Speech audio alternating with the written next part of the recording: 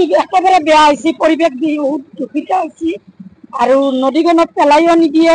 ইয়াত জাবৰ জোথৰ প্লাষ্টিকবিলাক দাম কৰি থৈ দিছে, দুৰ্গন্ধ ওলাইছে, পেচাবৰো গন্ধ ওলাই, মানুহ অহা যোৱাত কষ্ট হয়।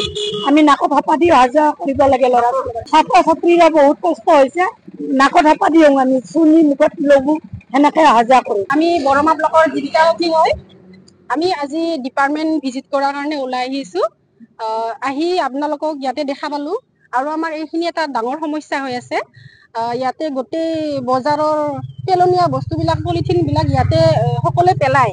এইখিনি কাৰণে আমাৰ বহুত বেয়া এটা পৰিৱেশৰ সৃষ্টি হৈছে, যিটো আমাৰ শৰীৰৰ কাৰণে ক্ষতিকাৰক আৰু জলবায়ুৰ কাৰণেও ক্ষতিকাৰক হয়।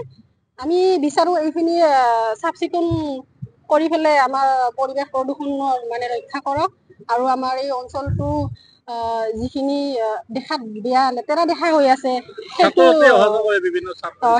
নোহোৱা হওক। আৰু আমাৰ এইপিনে ওচৰতে বহুত কেইখন স্কুল আছে।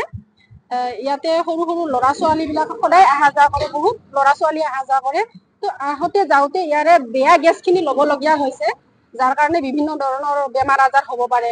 সজাগতা বিলাক আমি দিয়ে আছো, এৱাৰনেছ দিয়ে আছো, কিন্তু গোটেইখিনি হাতে কামে হৈ উঠা নাই বস্তুখিনি। এইটো গুৰুত্ব দিছে নে দিয়া নাই, এইটো পৰিৱেশটোৱে কয়, পৰিৱেশটো চাইয়ে গম পোৱা যায়।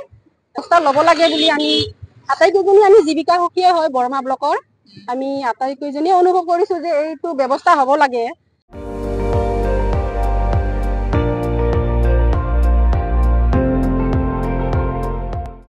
আপুনি চাই আছে ND24, সৰ্বশ্ৰেষ্ঠ নহয় সৰ্বোত্তমৰ দৌৰত।